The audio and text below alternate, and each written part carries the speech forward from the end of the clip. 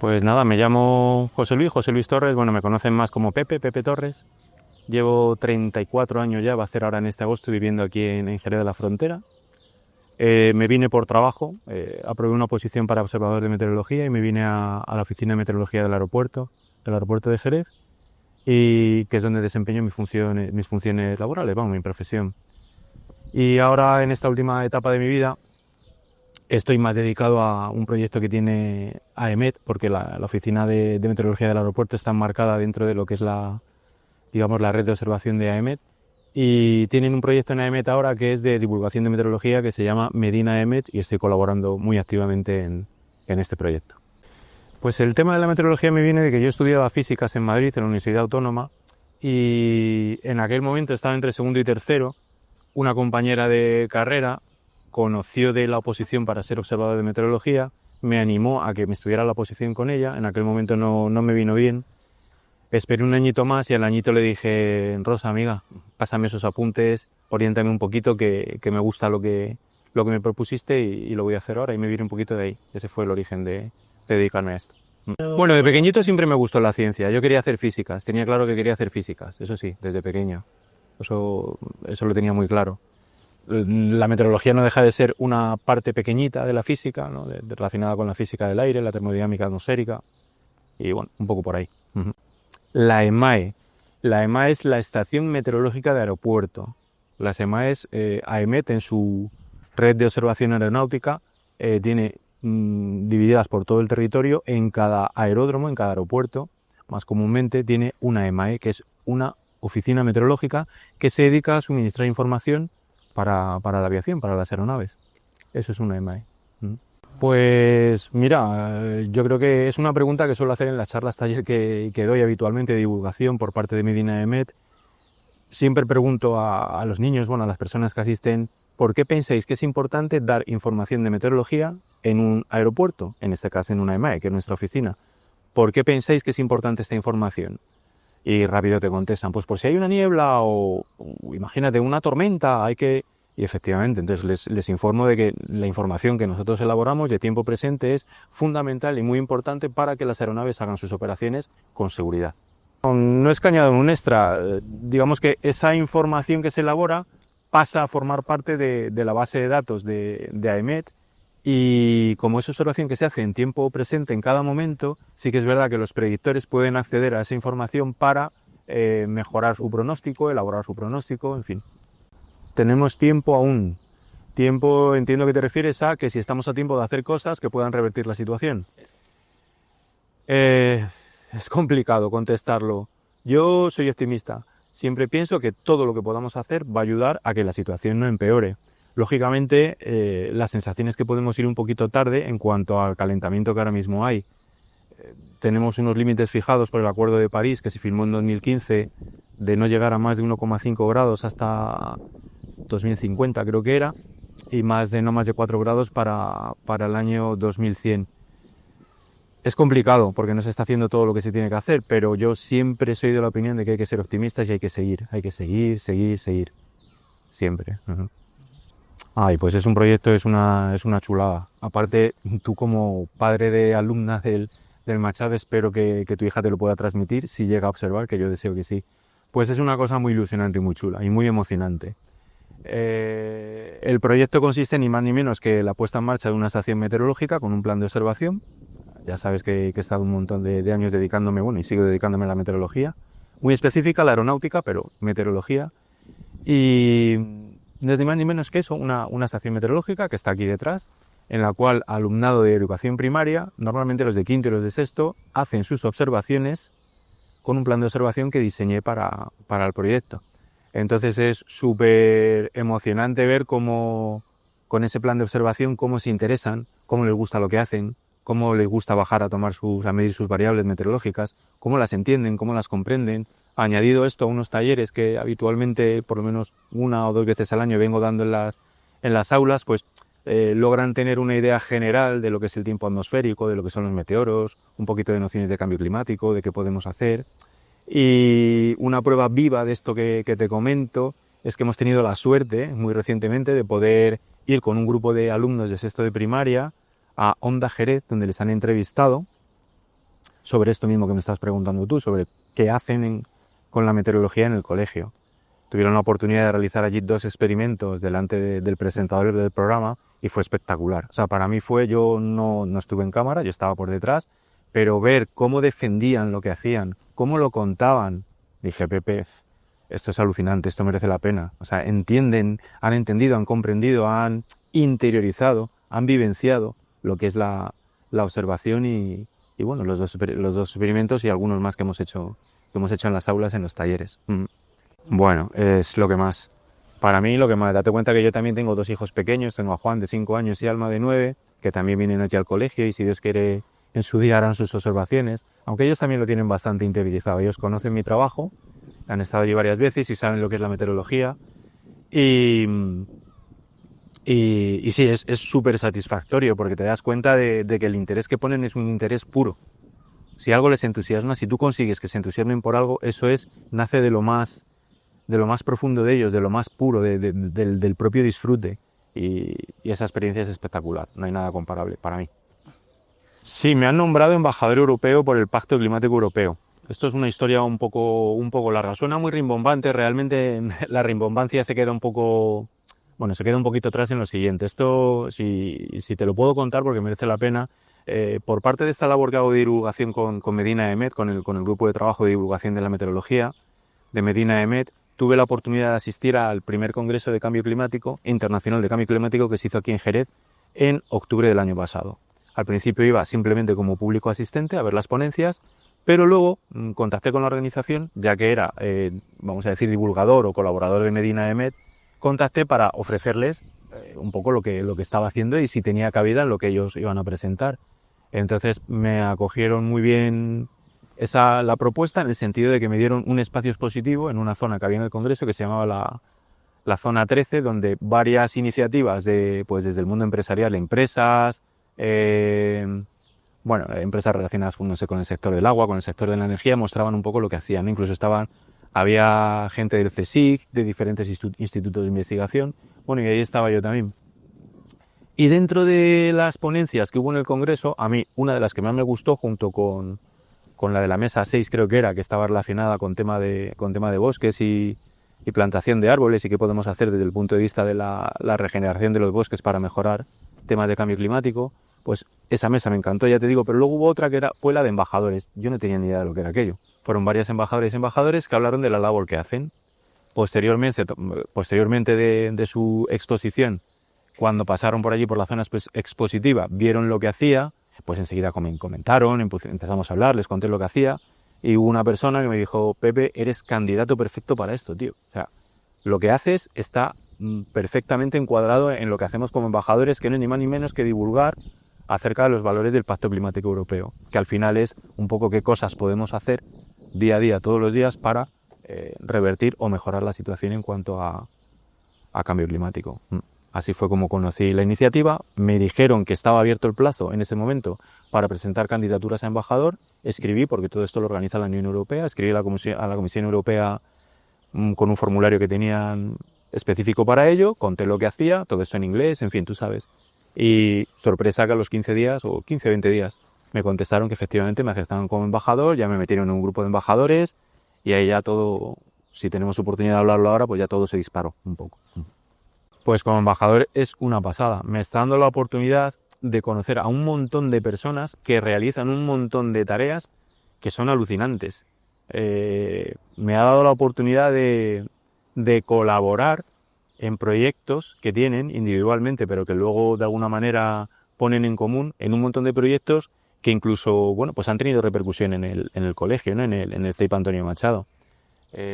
Justo a unos metros de aquí, detrás en la estación meteorológica, tuve la ocasión en un evento que organizaron en la sede de la Comunidad Europea en Barcelona, organizaron un evento de presentación de libros por parte de embajadores. Embajadoras y embajadores que tuvieran libros publicados podían presentar su proyecto, su libro, en este acto.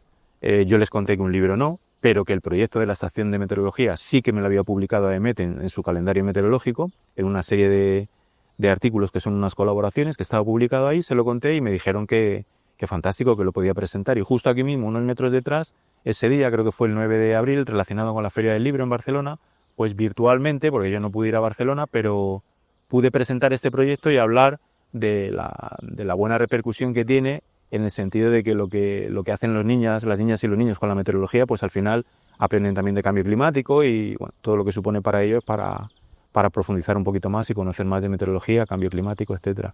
Y lo pude enseñar en un evento de embajadoras y embajadores, donde había gente que había escrito libros, bueno, gente relativamente, vamos a decir, famosa, ¿no? Lo de la Dana de Valencia. Lo de la Dana de Valencia yo creo que es un aviso para todo el mundo. Pero yo no solo diría lo de la Dana de Valencia, es lo de la Dana de Valencia, que es como eso, algo como evidentemente no hay que ni que decirlo, ¿no? Pero es como muy, muy llamativo, muy impactante, muy por las consecuencias desastrosas que tuvo, ¿no? Y pérdida de vidas, etcétera. Pero es otra cosa más. Me refiero ya día a día. Raro es el día en el que no aparece un informe, una publicación relacionada con lo que está sucediendo por el fenómeno del cambio climático, de pérdida de biodiversidad, sequías, conflictos, migraciones de gente que ya se mueve porque le está afectando esto de manera que tienen que cambiar de ubicación. Yo no sé si es un serio aviso a los gobernantes, pero mi sensación es que con cosas de este tipo, sumándolas en global, deberíamos ser cada vez más conscientes de que tenemos un problema al corto, al medio y ni siquiera sé decirte si a largo plazo, porque a largo plazo las proyecciones que hay de los modelos del clima pues no pintan bien si seguimos como estamos hasta ahora, ¿no? Entonces yo creo que es un aviso para todas y para todos. Para los gobernantes también, pero al final los gobernantes no van a hacer nada, pienso yo, sin entrar en temas políticos, pero no van a hacer nada sin nosotros como ciudadanía informada y consciente de los problemas que hay, pues tampoco hacemos nada. Entonces yo creo que es un aviso para todo el mundo. El proyecto de la meteo en el cole, pues tengo pensadas cosas y en colaboración con docentes, bueno, recordarte también, Óscar, que desde el momento en el que yo presenté esto al equipo directivo, en aquel momento, hace 4 años, a Manuel, al director, el equipo directivo que había entonces, no me pusieron ninguna pega, todo lo contrario, facilitaron que esto estuviera aquí, ¿vale? O sea, a Manuel un abrazo desde aquí porque fue presentárselo y bueno, Manuel y equipo directivo, docentes en general, todo el que ha querido y ha conocido el proyecto y ha querido participar, pero bueno, Manuel como cabeza visible, agradecerle siempre el apoyo que me ha dado. Y de momento estamos como estamos, me refiero, las niñas y los niños hacen su plan de observación, han estado trabajando matemáticas y estadística, vino la alcaldesa y la delegada de Educación y el delegado de Medio Ambiente del Ayuntamiento vinieron a conocer lo que hacemos con la meteo, porque yo en el congreso que te digo que asistí, me atreví, pero yo creo que hice bien, a decirles que esto que estábamos haciendo aquí en el colegio era algo importante y que éramos un centro pionero en ese sentido, ¿no? De tener una estación meteorológica y niñas y niños aprendiendo meteorología y recibiendo información y charlas sobre cambio climático, además por personal, bueno, que me dedico a ello, ¿no? Entonces les hice una puesta en valor de eso, aposté porque vinieran a conocerlo y efectivamente vinieron, yo creo que les gustó mucho y de hecho creo que nos felicitaron por este tipo de actividades y a mí todo eso me animó a intentar hacer que el proyecto creciera. ¿Cómo? Pues me ocurre una cosa que tiene una proyección, yo creo que es brutal. Afortunadamente por lo que te he contado antes de las personas que voy conociendo en el ámbito de embajadoras y embajadores, se me están abriendo un montón de puertas, por ejemplo, para elaborar un plan que relacionaría la meteorología que tenemos con otra cosa que tienen aquí en el colegio, que está en el otro edificio, que es el huerto escolar, un huerto espectacular, del cual me consta con una profesora de aquí, con Olga, que hay un proyecto que lo quiere dinamizar más y que lo quiere utilizar en un sentido bastante más académico, no solo un huerto para plantar lechugas, pepinos, calabacines, no, sino darle más contenido curricular, digamos. Es un proyecto que es una pasada. Entonces a mí se me ocurrió vincular la meteo al huerto, de tal manera que pudiéramos hacer con la meteo, siguiendo con el plan de observación, pero pudiéramos hacer, por ejemplo, una serie de experimentos que se hicieran in situ en el huerto, para presentar esos experimentos relacionados con meteorología y cambio climático, para presentarlos en cualquier feria de la ciencia de Andalucía donde nos abrieran las puertas. Iban a ser muchas porque las personas que organizan estas ferias afortunadamente saben ya de lo que estamos haciendo y ya para las próximas que se vayan a producir el siguiente curso, pues estoy convencido que nos van a invitar, tengo ya los contactos y iríamos a enseñar pues experiencias de cambio climático, de, pues no sé, incluso también una idea que me dio Manuel, yo que sé, construir instrumentos meteorológicos si llegara al caso, ¿no? Con una impresora 3D que tienen, a ver cómo lo podríamos implementar, hacer experimentos de meteorología relacionado con las distintas variables que se observan, hacer un poquito de ciencia y enseñarlo eso más allá de lo que es estas vallas que nos rodean aquí en el centro escolar, ¿no? Además de eso, también se nos abren otras puertas, como es contar esto en otros foros, en foros que por los contactos que voy teniendo se nos están abriendo a mí y a docentes del centro que también les interesa participar. Por ejemplo, hace muy poquito, la semana pasada, estuvimos participando yo contando la meteo y otra docente de aquí, Olga, contando el periódico digital que hacen en el cole, en el cual además cuentan las noticias de la meteo y cuentan todo lo que pasa en el cole, es una pasada cómo lo trabajan. Pues tuvimos la oportunidad de presentarlo en el segundo Congreso Internacional de Experiencias STEAM en el Aula, que se organizaba, se hacía en Burgos. Nosotros hicimos una ponencia virtual, salió el CEIP 2 veces, por parte de Olga y por mi parte, y nada, es como muy gratificante contarlo y ver cómo las personas que han participado pues te felicitan por la buena práctica de hacer lo que estamos haciendo. Y en ese aspecto pues también se van a abrir, estoy convencido que se van a abrir más puertas por los contactos que tenemos y por lo que está gustando lo que se hace, la labor que hacemos. 2. Uno es un consejo que es de mi madre, que mi madre decía siempre que las cosas hay que intentar hacerlas bien, porque las cosas bien hechas están, y poner amor en lo que haces. Y de mi padre no es un consejo exactamente, pero sí se me quedó desde pequeñito una idea, que es la de si tienes a alguien al lado que ves que es más débil o que está sufriendo injusticia, es de quien, en principio, de quien hay que ponerse a su lado, hay que tomar parte por él, por el más débil. Si tienes a alguien débil cerca, apóyale.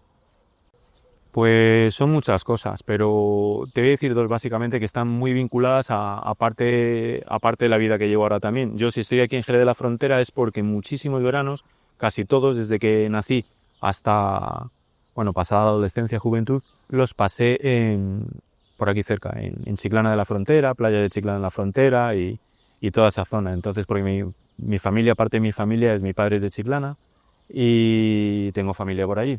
Entonces, recuerdo esos veranos, la playa, te puedes imaginar, ¿no? Esa sensación de libertad en las playas, además playas diferentes a como están ahora, con menos gente, mucho menos construidas. Eso por la parte de aquí, de esta zona. Y luego por parte de mi madre nació en un pueblecito muy pequeñito de los Montes de Toledo, en Robledo del Mazo, y pasábamos todos los fines de semana, o casi todos los fines de semana de niñez, preadolescentes y adolescentes, con mis hermanos, mis primos, en el pueblo. Y esa vivencia de cómo nos relacionábamos allí, cómo estábamos todo el día en el campo, prácticamente sin supervisión de adultos, diciéndonos qué teníamos que hacer o dejar de hacer. Ese contacto como muy primigenio, ¿no? con la naturaleza, con el campo, eso se quedó y yo creo que se manifiesta ahora un poco también en las cosas en las que hago y cómo vivo mi vida familiar, ¿no? con mi pareja y mis hijos. La cocina, sí, yo creo que se me da bien. Me gusta cocinar. ¿Y cuál es su mejor plato? ¿El mejor usted sabe? Bueno, mi mejor plato, me sale muy bien la fideuá de salmón, a mis niños les encanta, y las papas con choco también. Para ir a comer, pues te diría un par de sitios, no les voy a poner nombre, en Santipetri. ¿Sabes lo que es Santipetri? Santipetri es, pues en este sitio, ¿no? Es el antiguo poblado donde estaba situada una almadraba. Ahí hay un par de sitios que me gustan mucho. Me gustaban más antes. Y tampoco voy a hacer spoiler de ellos, porque al final todas estas cosas, yo soy de la opinión de que las cuentas y al final lo que te gusta va a dejar de gustarte porque se va a masificar y es una sensación un poco extraña, ¿no? Me ha pasado a lo largo de mucho tiempo, ¿no? De que cuentas cosas que te gustan, de sitios que te fascinan tal, y al final con el tiempo ves que la gente acude, no se cuidan, se degradan y te quedas con esa sensación de esto ya no es lo que era, ¿no? Pero bueno, 2 sitios allí en Santipetri, con cebolla. Mi madre lo hacía con cebolla y con cebolla. Pues un personaje histórico te lo voy a poner real. No sé, mismamente con Galileo,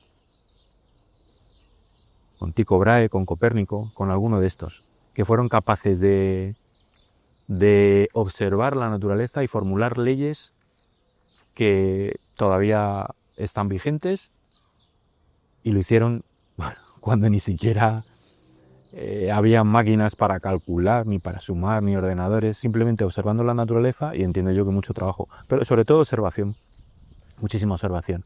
La idea de cenar con ellos sería para que me contasen cuál fue su proceso deductivo de cómo, simplemente estando sentado debajo de un árbol y ver cómo cae una manzana, ser capaz de formular una ley que prácticamente es universal y la podemos usar hoy en día, ¿no? ¿Algún deporte? Pues mira, hay un deporte relacionado con la montaña que nunca me animé y ahora lo podría hacer, pero me da miedo por las rodillas: esquiar. No por el deporte en sí, que me gusta el deporte y he practicado mucho deporte, he hecho mucha montaña, esquí nunca llegué a hacer, pero sí porque me da la sensación que con el esquí lo haces en un sitio en el que estás con un contacto muy directo y muy, como te he dicho antes, como muy primigenio con el medio natural, ¿no? Es muy puro, el viento dándote en la cara, imagino, en fin. Esquí, yo creo que esquí. Sí, sí. Me gustan. En su sitio natural, preferiblemente, o en su hábitat natural, pero sí, me encantan. Fiestas populares. Bueno, aquí en el ámbito en el que donde vivo, donde llevo viviendo 34, 35 años, 34 va a ser ahora, pues hombre, me gusta la feria. Ahora la vivo de manera diferente con los niños, ¿no? Ahora es a ver los cacharritos, tú sabes. La feria, bueno, básicamente la feria. Y bueno, cualquier fiesta en la que te reúnas con amigos y puedas echar un buen rato, tener buena conversación y disfrutar. No tiene por qué ser esa solamente la feria, y cualquier sitio en el que puedas compartir y sea una fiesta que quieras celebrar.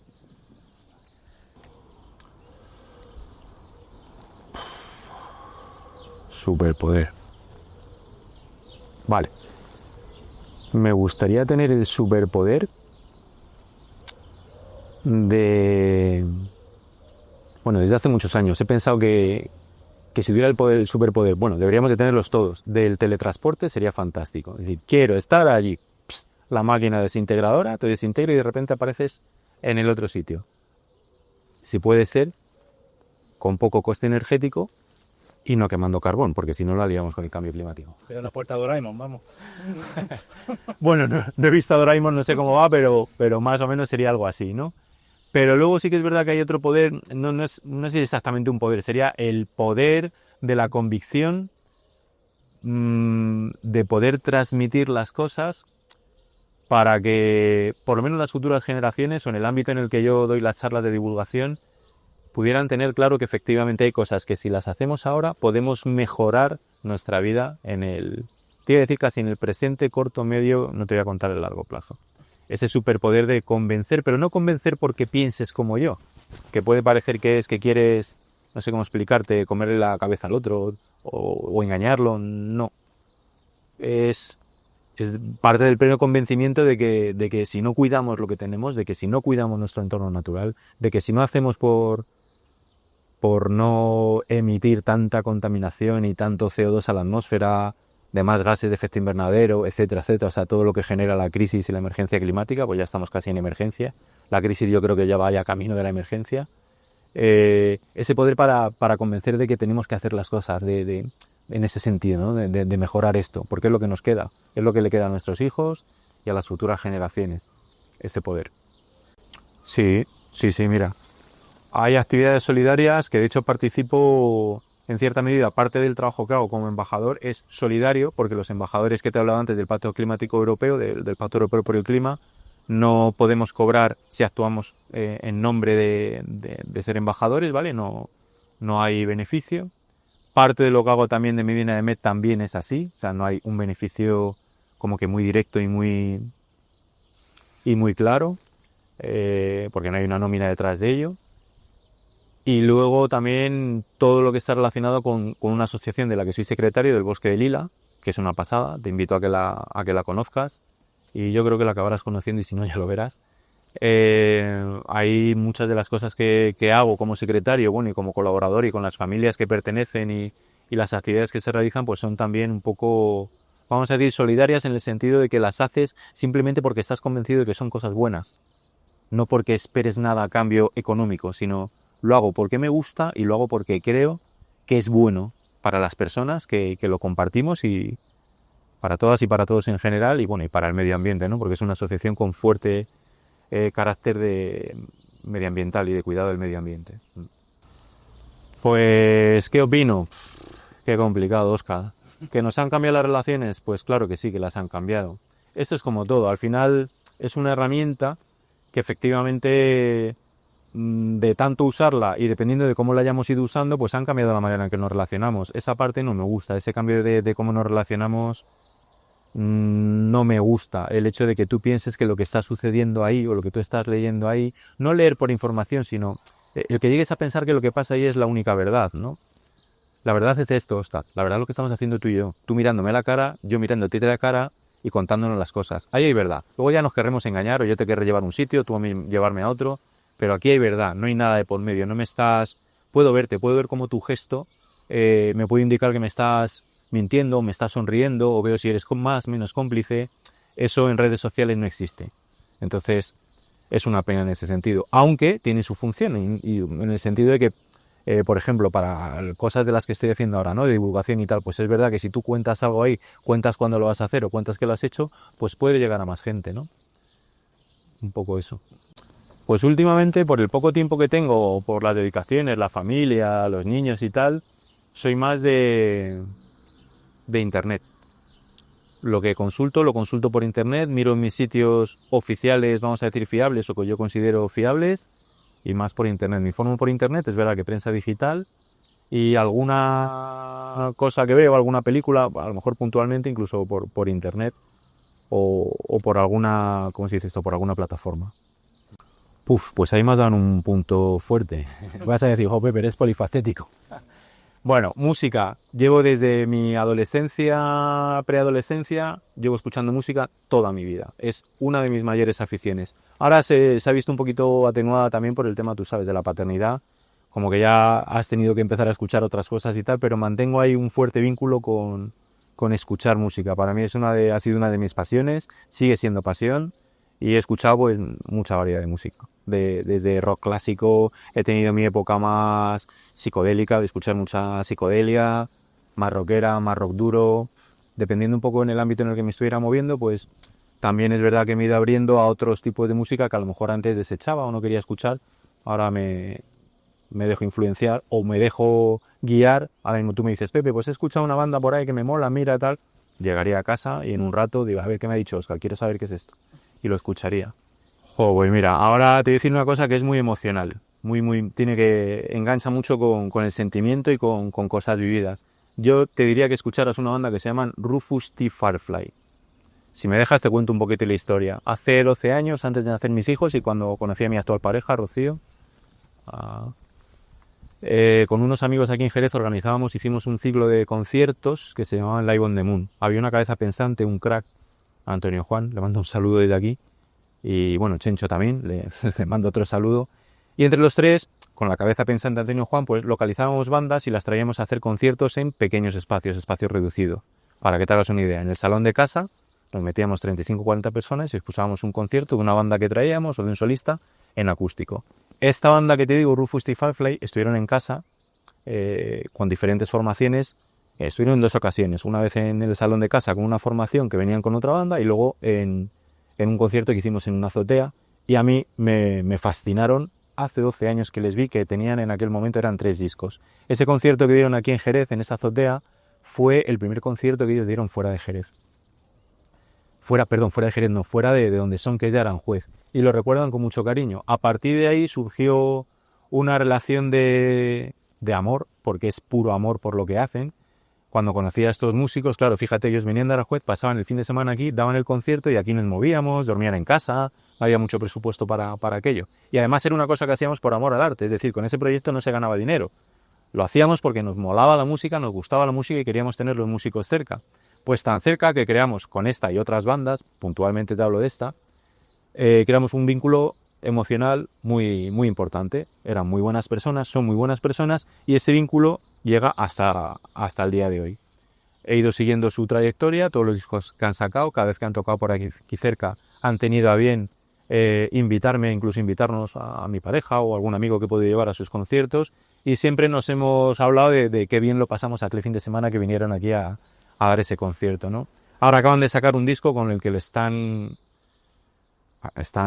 petando. Si te pones, bueno, te hablo de Radio 3, no es spoiler, pero es verdad que les están poniendo mucho en Radio 3 y han hecho una cosa muy curiosa, que es una serie de conciertos que desde el punto de vista técnico y sabiendo lo que te gusta, creo que te fliparían, que son unos conciertos con cascos.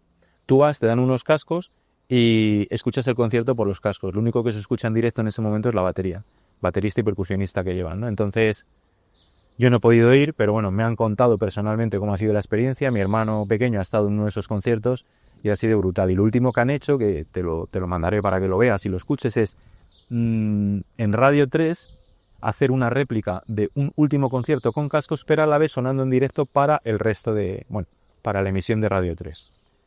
Si te gusta la banda, a mí es que me fascinan, ya te digo, por ese vínculo emocional. Si te gustan, es algo que no tiene nombre, Óscar. O sea, yo cuando escuché eso les puse un mensaje y les dije, bueno, tíos, ¿dónde está vuestro techo musical? ¿A dónde vais a llegar?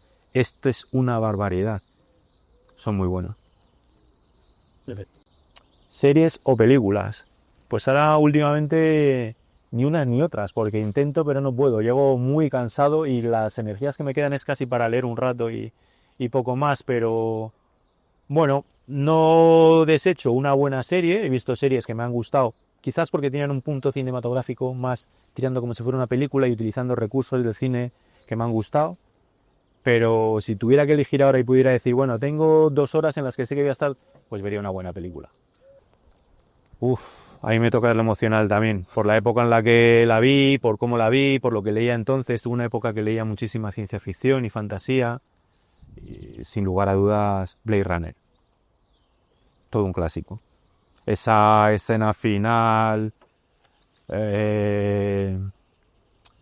este Blade Runner agarrando al replicante que va a caer, esas frases que pone al final, esa lluvia, para mí de lo mejor que se ha hecho en cine, por cómo transmite lo que transmite y la intensidad emocional de ese minuto y medio que dura.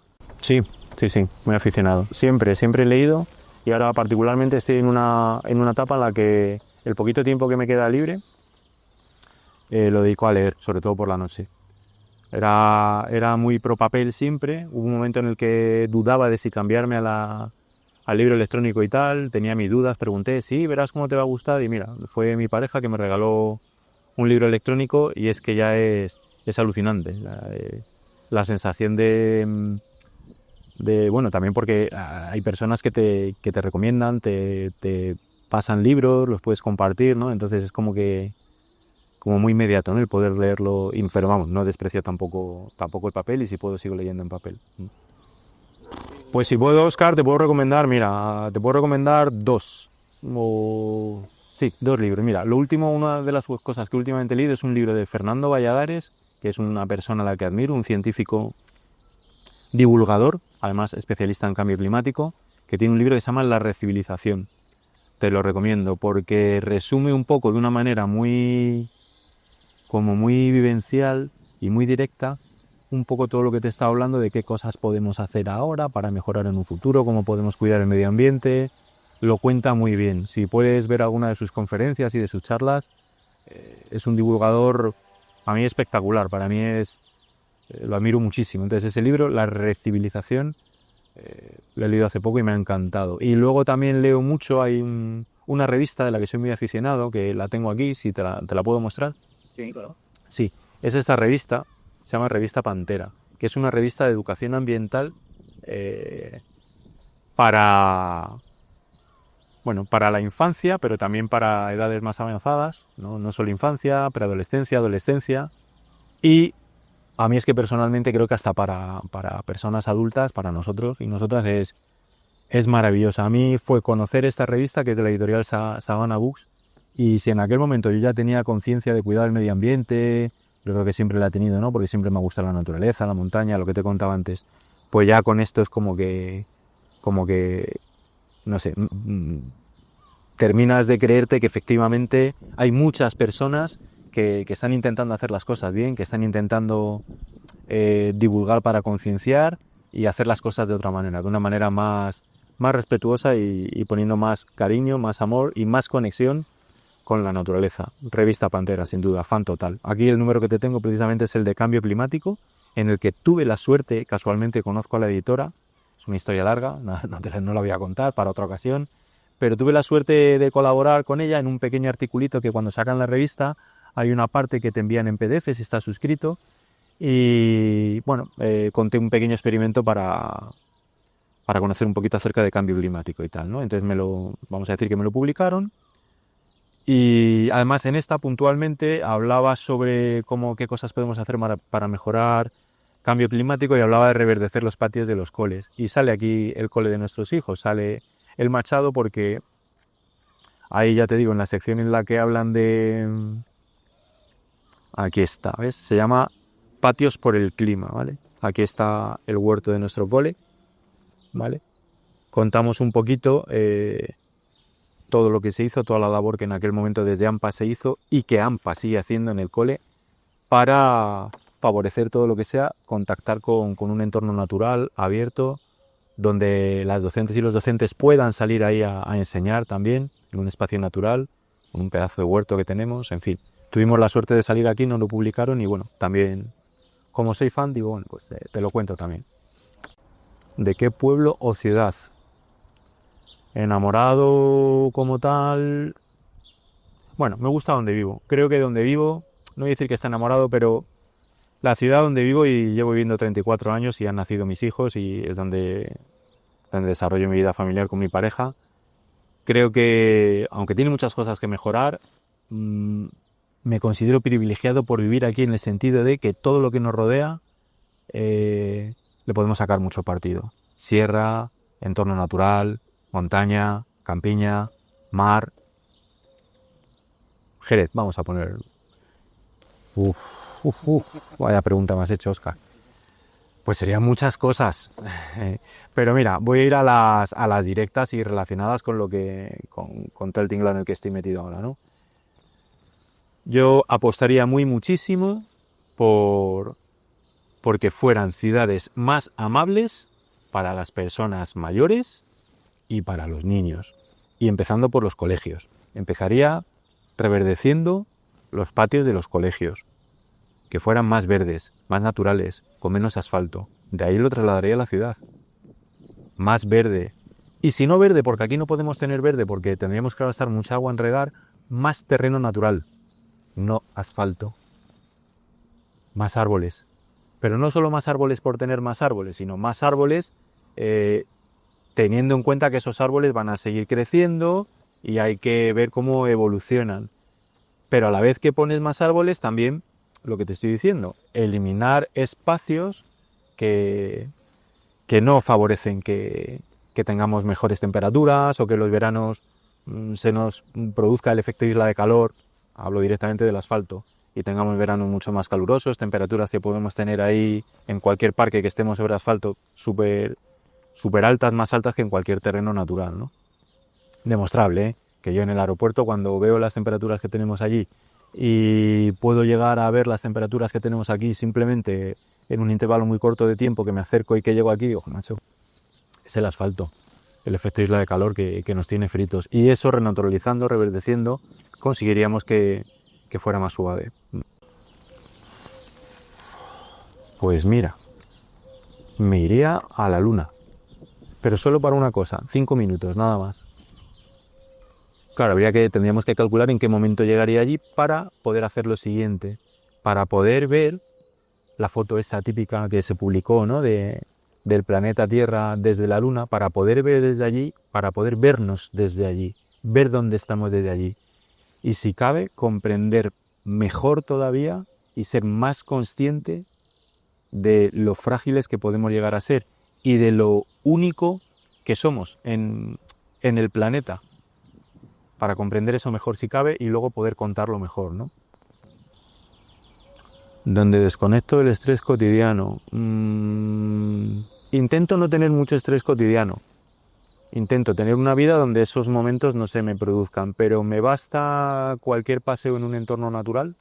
No tengo un lugar fetiche, digamos, aquí en la ciudad. Sí que te digo que en la provincia donde vivimos, la provincia de Cádiz, hay lugares donde no ya por el estrés, sino donde yo sé que voy y por el paisaje, por cómo es el sitio, por dónde está ubicado, por lo que se ve desde allí, como que me recarga la pila a un punto que no te imaginas. O sea, por ejemplo, Tarifa, pero no Tarifa la ciudad, sino ciertos sitios del entorno de Tarifa, desde donde estás viendo África. Ese sitio, por ejemplo, ese territorio me hace sentir especialmente bien.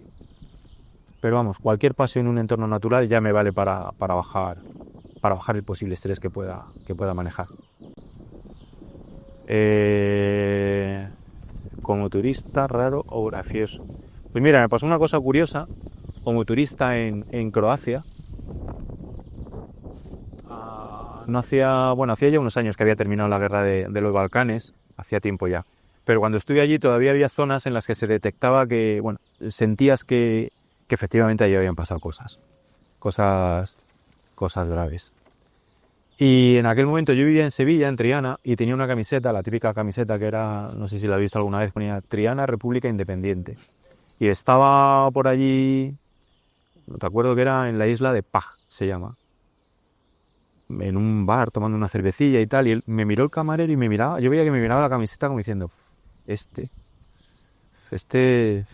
pues me miraba raro, ¿no? Y todo se acerca y en un rudimentario inglés me pregunta, al leerlo de República Independiente, o debió de comprender algo o leer algo ahí en el mensaje, que me preguntó de dónde era y si en mi país teníamos problemas, y porque pensaba que estaba llevando la camiseta en plan reivindicativo. Entonces me fue un poco complicado, no por inglés, porque se lo pude explicar bien en inglés, pero que entendiera que efectivamente era reivindicativo, pero no a un nivel político de conflicto, sino que era más un tema identitario, ¿no?